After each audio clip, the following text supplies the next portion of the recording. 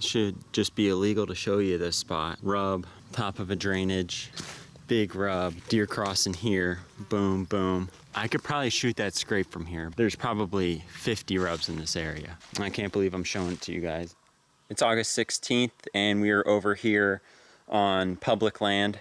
Right now I'm working into the spot and I'm picking up like a scrape here and there and just like a rub, you know, every so often, but it's pretty open. Like I can see probably 100 yards. So it's nothing really concentrating any deer movement, but that's why, you know, I'm not just putting a camera on the sign in this area anywhere, where hopefully all this sign kind of leads into a spot where it's going to concentrate deer movement. This spot is in pretty deep. This past spring it came in a different direction just to see what my access would look like and compare the two and decide, you know, how I want to get in here. I'm going to try to put a cell camera in here. I think there is going to be some service, and then I'll also put an SD card in the same location as well. You know, one of them doesn't work, and it also kind of saves me time when I come to collect cameras, you know, next February or March. It helps prevent you from missing certain deer. Still working in towards that spot, but golly, is it bad out here. You really got to want this.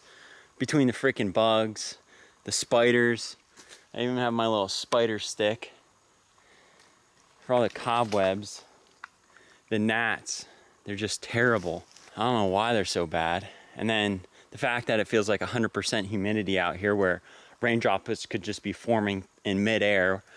It's just disgusting. It's running. I'm walking with my stick like up like this and it's just running down my forearm. Pretty good rub here on this hemlock. And if you're in timber country where, you know, mountain country or wherever, and you have hemlocks, I highly suggest just going over and looking at them. Maybe not every like teeny tiny one, but if you get one that's about like fist size or so, go check it out. If there's any sort of like terrain feature or anything there, deer will select these trees out for scraping or mainly for rubs. I found more signpost rubs on hemlocks than any other tree. Another one I like to look at, if there's not a lot of them, is witch hazel. It's another very aromatic species, I think, and that's why deer prefer them. And also witch hazel is a perfect height for deer to make scrapes. And it's not too nicked up, but something might have touched it last year a little bit. A little skinned up. You got this busted off.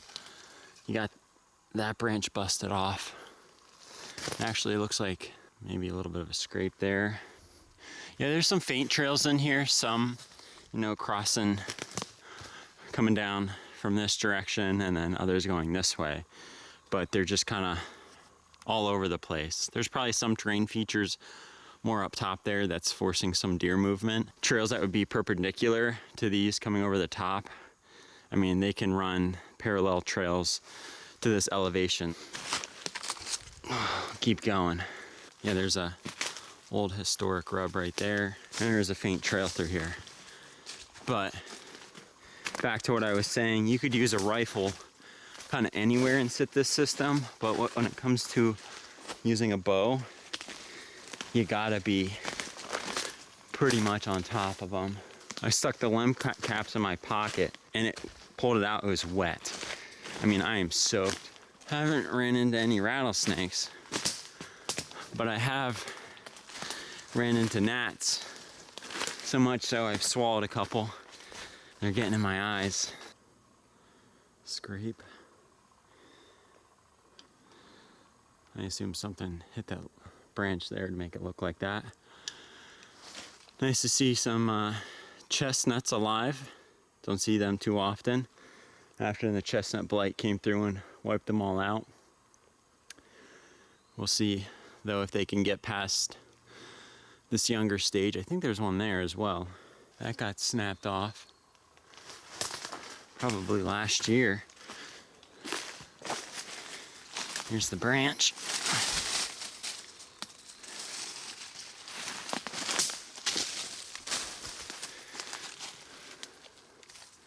It's pretty solid.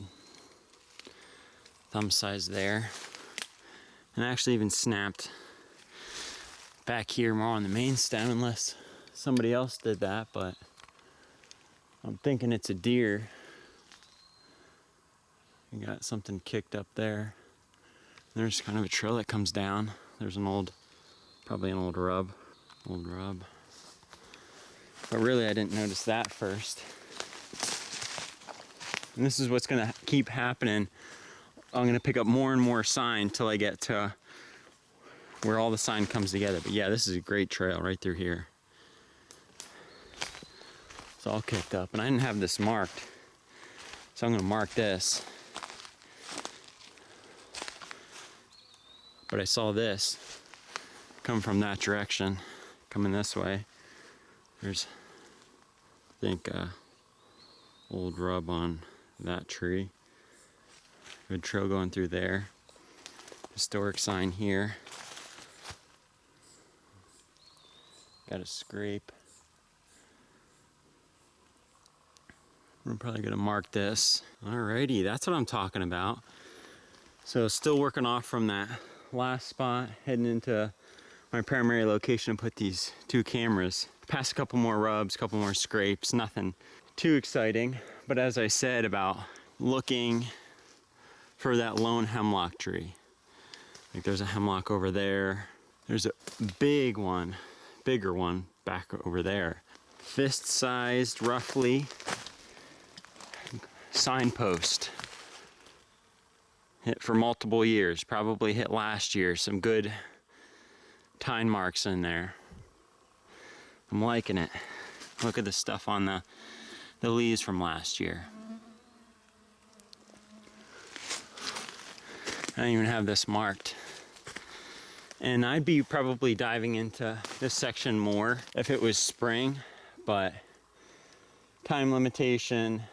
The goal today is to get out just these cams and get back to the car, because I probably would have followed those deer trails down and see where that maybe met up, or gone back up the opposite direction all the way to the top and see why those deer are using it. Like I assume that trail kind of starts there because there's a road a ways away, but I think those deer, like deer tend to travel parallel to roads, or you'll find some good deer trails paralleling roads close to them, and sometimes it can be, I don't know, less than 100 yards, but this is hundreds of yards from that road. But due to other terrain features like the ridge being more rocky and jagged, I think due to that road, due to the ridge, it's forcing those deer to follow a general pattern up over the ridge where they are and then down.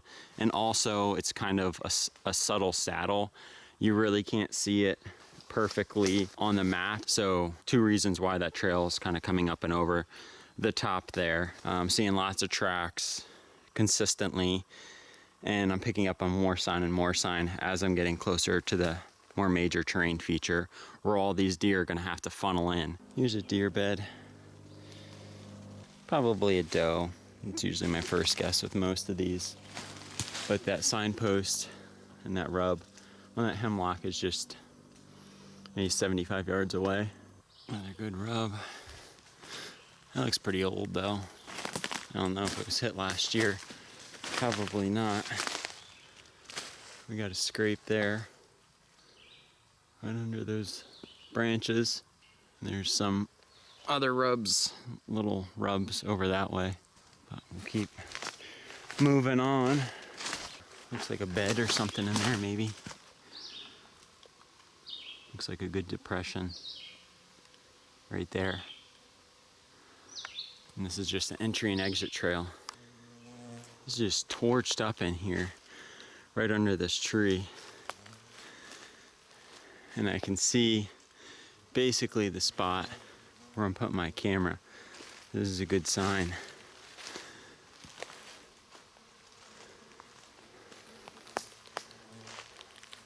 Maybe there's just a few acorns that fell during a storm or something, because you got a nice big red oak. Look at this scrape. And look at the bugs in my screen. Trail goes through there, and actually, you can see that like dark area there. It's all like tilled up there. And if you keep going, there's another rub there, but there's so many old historic rubs in this area. This is why I love it. It's not only good last year or the year before, it's probably been a decade. And I found a hammer rub in here last year, which I'll show you guys then. But I just got to figure out where I'm setting these two cameras up. I was thinking a little bit lower, but I honestly don't know if I even saw this scrape last year because I don't have it marked. But I know there's more scrapes that way. But to explain this spot and why I like it so much, you've probably all heard of saddles before, and there's multiple saddles throughout this mountain range. But this saddle has another terrain feature, making it a compounding terrain feature. And when you can find multiple features working together, it just increases your chances of getting on deer and concentrating deer movement. And that's what we have in this area. I've checked out a couple of the other saddles like everyone knows about, and yeah, there's some sign there, but we're trying to find the best spot in every block of timber that there is. And there's only so many of them. Now, one downside of this though is it's pretty open. So it may just be a lot of nighttime movement, and it isn't super concentrated here. Like there's not a lot of strong, steep topography pushing deer into even like a 50 to 75 yard area. I mean, this is big open area, but still it's compounding terrain features. And in the mountain country, you usually don't get too much of a perfect pinch where it funnels like large amounts of deer, just because there's miles and miles of timber, using rocks, even like blowdowns or old trees that have fallen down. Anything, you know, deer could walk out of range and, you know, I'd never potentially harvest him just because it wasn't a tight enough spot. I'm kind of surprised that there isn't anybody else in here as of right now, but it wasn't easy to get in here, that's for sure. I think I have some phone service here, so I'm gonna set up my cell camera and also an SD camera right in this area. Should just be illegal to show you this spot. Rub, obviously, top of a drainage, and it looks like there's maybe some tracks or something messing around in the mud there. Obviously, big rub, and there's even more rubs down that way. But you obviously got deer crossing here, boom, boom. That scrapes, I could probably shoot that scrape from here, but you got rub. I mean, there's probably 50 rubs in this area. I'm not gonna lie. I mean, they're just everywhere. I can see, I'll just count them. 1, 2, 3, 4, 5, 6, 7, 8, 9, 10,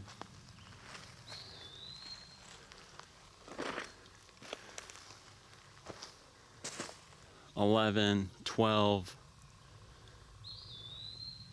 rubs standing, 13 right here. And yes, they're not all from last year, but golly, this is an incredible spot. This is something you dream of in the big woods. I can't believe I'm showing it to you guys. This is like sacred stuff right here. There's deer in here now. Like I was showing you, maybe that feeding sign up there. I mean, I see tracks in some other trails. This is just phenomenal. Look at that crossing. Also look at that marking tape. Golly. Scrape. I know there's a pile of scrapes on that other side. All right, I think I'm gonna put one camera at the top. That'll be the cell, and then I'll put one SD down here. Pretty obvious, but Should get this scrape. There's a nice trail going just downwind of it. Over that way, there's multiple rubs.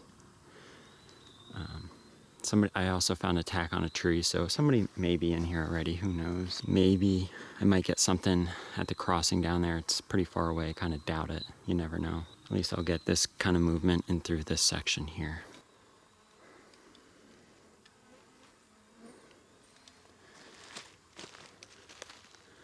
Working down from where I hung that cell. Because I don't think I'll catch all the movement there. Tracks lead down this way. I know there's a hammer rub down here and a good scrape, and I would have put the SD cam down here, or the cell camera, but I was nervous I wouldn't get any service, so at least I'll get a little bit of idea of what's kind of working down here. But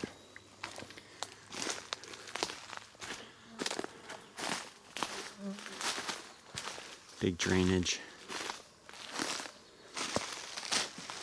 Another, probably a spot that they touch up from time to time. And another one. There's the big rub. This is why I think there's a hammer in here somewhere. They're working right down here. It looks like also the creek rinses this out. Check out this rub.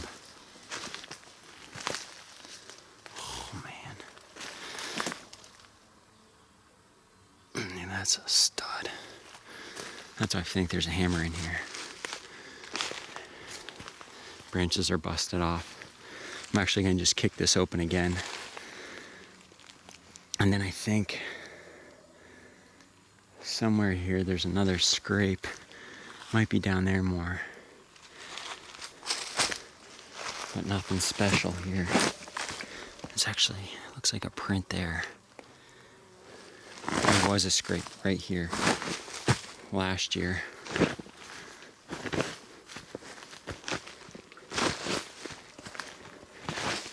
Look at the trail right through here. Yeah, greenbrier. Greenbrier. Just destroyed. Ate back really far. I think there's a scrape further down here. So I did end up putting it on that hammer rub. That scrape is down there, but this trail comes down and splits into three. And I just think I'll have more deer here versus on one of those splits down there, even though that scrape does look very enticing down there. But it's another 60 or 70 yards down. I would have turned on the camera earlier, but I was like, well, maybe this will all just kind of dry up. But I can't even stand in here. Great bedding area right in here.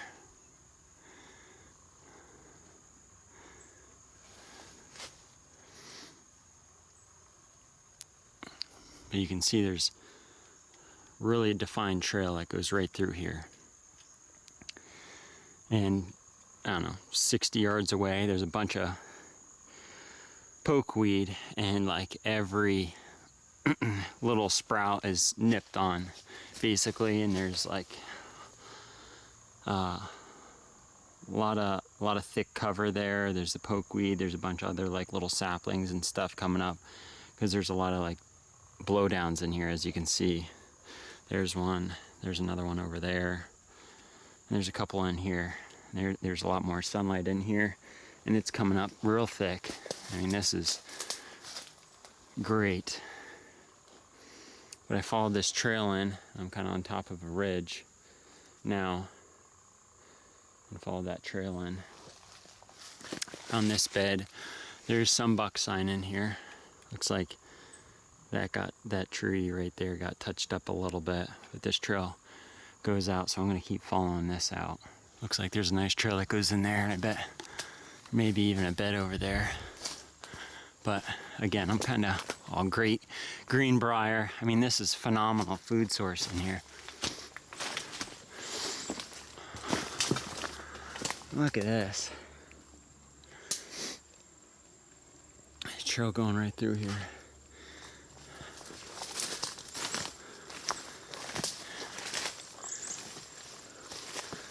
trying to be careful. I know this is rattlesnake country.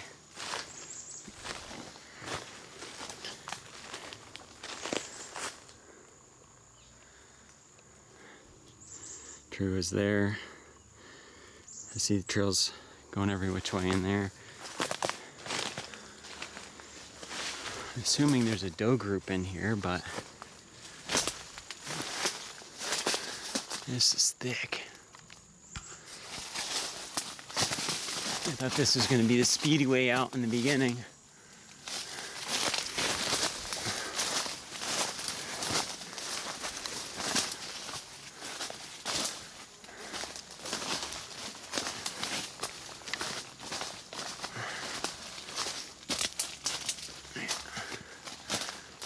Look at this trail.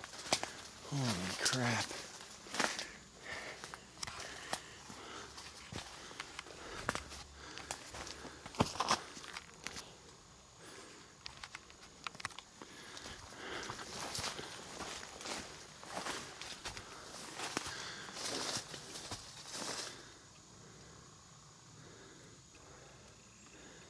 Something hit that.